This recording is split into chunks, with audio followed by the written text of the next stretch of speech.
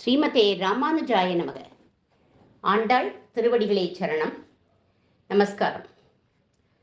25வது பாசுரத்தை நம்ம அனுபவிச்சுருக்கோம். முதல்ல இந்த பாசுரத்தை அனுசந்தானம் பண்ணுவோம். ஒருத்தி மகனாய் பிறந்து ஓர் இரவில் ஒருத்தி மகனாய் ஒளித்து வளர தரிக்கிலானாகி தான் தீங்கு நினைந்த கருத்தை பிழைப்பித்து கஞ்சன் வயிற்றில் நெருப்பென்ன நின்ற நெடுமாலே உன்னை அறுத்தித்து வந்தோம். பறை தருதியாகில் திருத்தக்க செல்வமும் சேவகமும் யாம்பாடி வருத்தமும் தீர்ந்து மகிழ்ந்தேலோரெம்பாவாய். இந்த பாசுரத்தில் பதபத அர்த்தங்களை இப்போ பார்க்கலாம். ஆனால் பதபத அர்த்தங்களை சொல்லணுங்கிற அவசியமே இல்லை. ஏன் அப்படின்னா அவ்வளவு எளிமையாக அழகாக எல்லாரும் புரிஞ்சுக்கும்படி அமைச்சிருக்கா இந்த பாட்டை. பகவானுடைய பிறப்பு வளர்ப்பை சொல்றா இந்த இடத்துல. பிறப்பின் ரகசியத்தை சொல்றா இந்த இடத்துல. ஒருத்தி மகனாய் பிறந்து, இந்த என்ன அர்த்தம் அப்படின்னா, ஒருத்திங்கிற தேவகி மாதாவுக்கு மகனாக அவதரித்தார் பகவான் கண்ணன். ஏன் மகன் அப்படின்னு சொல்றா? பிள்ளைன்னு சொல்லியிருக்கலாமே. அப்படின்னா பிள்ளைக்கும் மகனுக்கும் நிறைய வித்தியாசம் உண்டு.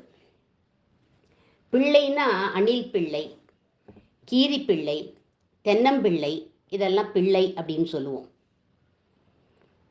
அப்போ இப்போ ஏற்பட்டதை கொண்டு போய் பகவானோட சேர்க்க முடியுமா? மகன் அப்படின்னு போட்டிருக்காளே.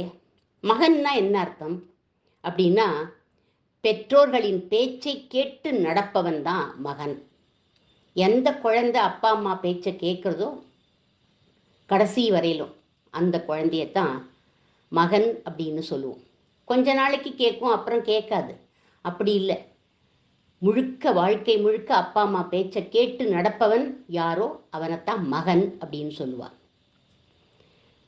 ஆனால் இந்த குழந்தை ஒருத்தி மகனாய் பிறந்து அப்படின்னு போட்டிருக்கா. பிறக்கிற போதே தேவகி அம்மாவோட பேச்சை கேட்டு உடனே என்ன பண்ணினான் அப்படின்னா, சங்கு சக்கரதாரியா 4 திருக்கரங்களோட பிறந்தான் இல்லையா. அவள் சொன்னா, உன்னோட மாமா கம்சன் பார்த்தான்னா நீ தான் ஸ்ரீமன் நாராயணன்னு அவனுக்கு தெரிஞ்சு போயிடும், உன்னை அழிக்கிறதுக்கு வந்துடுவான், அதனால எனக்கு ரொம்ப பயமா இருக்குப்பா, அதை மறைச்சிக்கோ அப்படின்னு சொன்னான். அடுத்த நிமிஷம் அத்தனையும் மறைச்சுண்டுட்டான். அம்மா சொல்படி பிறந்த உடனேயே கேட்ட குழந்தை. அதனால்தான் ஒருத்தி மகனாய் பிறந்து மகன் அப்படிங்கிற பதத்தை போட்டிருக்காளாம் ஆண்டாள். இந்த பாட்டுடைய வரிகளெல்லாம் பார்த்து தான் கண்ணதாசனே ஒரு பாடல் எழுதினேன். கண்ணதாசன் சொல்கிறார், நான் ஒரு பாட்டு எழுதினேன் அப்படிங்கிறார். என்ன பாட்டு? இதே மாதிரி அவரும் பாடியிருக்கார். எனக்கொரு மகன் பிறப்பான், அவன் என்னை போலவே இருப்பான், என் வழியில் நடப்பான் அப்படின்னு பாடியிருக்கார்.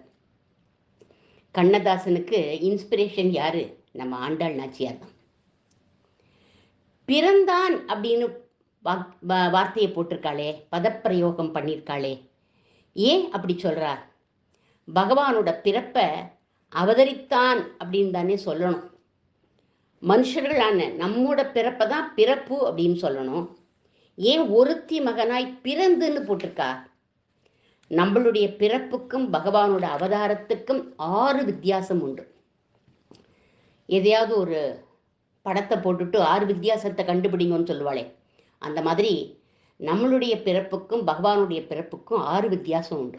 என்ன 6 வித்தியாசம் அப்படின்னா, நம்பர் 1, நம்மளோட முன் ஜன்ம ஞானம் நமக்கு கிடையாது. முற்பிறவியில் நம்ம என்னவா இருந்தோம்னு நமக்கு தெரியாது.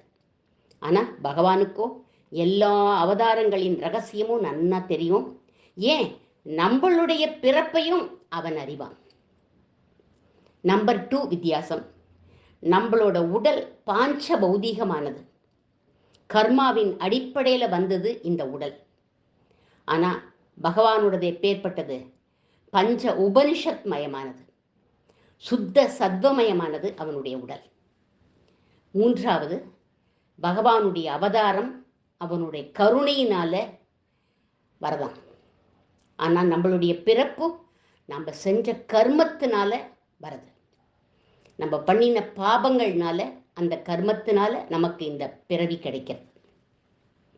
நம்பர் 4, நம்ம பிறக்க பிறக்க நமக்கு ஞானம் என்னாகும்? குறைஞ்சுட்டே போகும். ஞானமும் குறைஞ்சுட்டே போகும். நிறைய தவறுதல்களும் பண்ணுவோம், பாபங்களும் பண்ணுவோம்.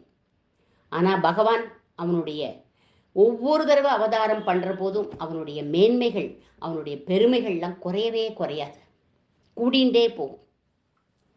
நம்பர் 5, நம்மளுடைய காலம் எப்பேற்பட்டது அப்படின்னா, எப்போ யமன் பாசக்கயத்தை வீசுறானோ அப்போது நம்மளாம் போயிடுவோம். நம்மளோட காலம் அவ்வளோதான். இது உடம்பு போயிட்டு வேறு ஒரு ஜன்மா நமக்கு கிடைக்கும். ஆனால் பகவானோ காலத்திற்கு உட்பட மாட்டான். எப்போ லோகத்தில் தர்மத்துக்கு வாட்டம் ஏற்படுமோ அப்போ அந்த காலத்தில் அவன் அவதாரம் பண்ணுவான். நம்பர் 6, கர்மாக்களை கழிக்கிறதுக்காக நம்ம பிறக்கிறோம். ஆனால் என்ன பண்ணுறோம்? கர்மாவை நம்ம கழிக்கிறதே இல்லை. மேலே மேலே மேலே மேலே பாபத்தை சேர்த்துண்டே போகிறோம். ஆனால் அவன் எதற்காக பிறக்கிறான்? எதற்காக அவதாரம் பண்ணுறான்? அடியவர்களையும் பாகவதர்களையும் காப்பாற்றணுங்கிறதுக்காகவே அவதரிக்கிறான் அப்படின்னு இப்படி 6 வித்தியாசங்கள் சொல்லப்படுறது நம்ம பிறப்புக்கும் பகவானுடைய அவதாரத்துக்கும். இப்படி நமக்கும் அவனுக்கும் இத்தனை வித்தியாசங்கள் இருக்கிற போது தோன்றினான், அவதரித்தான்னு தானே சொல்லணும். ஏன் பிறந்தான்னு சொல்கிற ஆண்டாள்? நாம்பெல்லாம் ஒரு தாயோட பயத்தில் கர்ப்பவாசம் பண்ணுறதுனால பிறத்தல் அப்படிங்கிறது தான் கரெக்டு. ஆனால் பகவானும் தேவகியோட கர்ப்பத்தில் 8 மாதம் இருந்திருக்கான். 2 மாதம் குறைச்சலாக இருந்திருக்கானா. ஏன்? முந்தின ராம அவதாரத்தில் 12 மாதம் கர்ப்பவாசம் பண்ணிட்டானா. அதை காம்பன்சேட் பண்ணுறதுக்காக தான் இங்கே கண்ணன் 8 மாதம் கர்ப்பவாசம் இருந்தானா. அவனுடைய ஏன் கர்ப்பவாசம் பண்ணா அப்படின்னா, இது எதை காட்டுறது அப்படின்னா, அவனுடைய எளிமை, அவனுடைய சௌலபியம், அவனுடைய கருணை அப்படின்னு கொண்டாடுறா நம்ம ஆண்டாள். அதனால தான் பிறந்தான் அப்படின்னு சொல்லியிருக்கா. நாம இனி பிறக்கக்கூடாதுன்னு அவன் பிறந்தான். நம்மோட சம்சார விலங்கை உடைக்கிறதுக்காக அவன் பிறந்தான். தேவகி வசுதேவரோட விலங்கை அறுத்து கொண்டே அவன் பிறந்தான் அப்படிங்கிறான். அடுத்த பதம் ஓர் இரவு.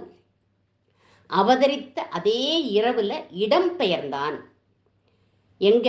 ஒருத்தி மகனாய் ஒளித்து வளர. யசோதையையும் ஒருத்தி அப்படிங்கிறார். இவள் இருக்கிற இடத்துக்கு போய் வளர்றான். எப்படி? ஒளித்து ஒளித்து வளர்க்கிறார்கள். அவா கம்சனுடைய பார்வைக்கு படாதபடி வளர்க்கிறார்கள். தரிக்கிலானாகி இப்படி கண்ணன் வளர்றத பொறுத்துக்க முடியல. யாருக்கு? தான் தீங்கு நினைத்த கஞ்சன். கம்சன்கிறது சம்ஸ்கிருத வார்த்தை, அதை தமிழ்ல கஞ்சன் அப்படிங்கிறார். தான் தீங்குன்னு பதப்பிரயோகம். தீங்குன்னா கொல்றதுன்னு அர்த்தம். அந்த வார்த்தையை போட்டா அமங்கலம், அதனால தீங்கு அப்படின்னு போட்டிருக்கா. அமங்கல சொற்களே இவளுடைய பாசுரத்தில் கிடையாது. எல்லாமே மங்களகரமான சொற்கள் தான். தான் தீங்கு நினைத்தான், கொல்லணும்னு நினைச்சானா அந்த கம்சன். அப்படி நினைச்சவன் வயிற்றுல நின்ற நெடுமால் அப்படிங்கிறார். இந்த நெடுமால் கிட்ட பிரார்த்திக்கிறா ஆண்டாள். என்ன பிரார்த்திக்கிறா? உன்னை அறுத்தித்து வந்தோம் பறை தருதியாகில். அறுத்தித்து அப்படின்னா பிரார்த்தித்து வந்தோம்னு அர்த்தம்.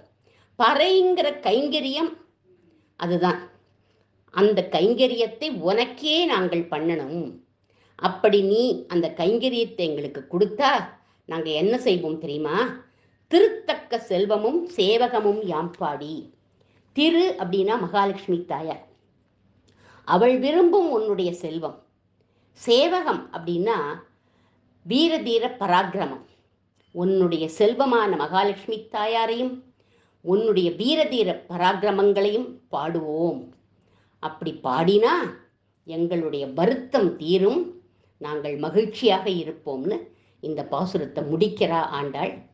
நாளை முதல் விரிவான அர்த்தத்தை நாம் அனுபவிக்கலாம். ஆண்டாள் திருவடிகளே சரணம்.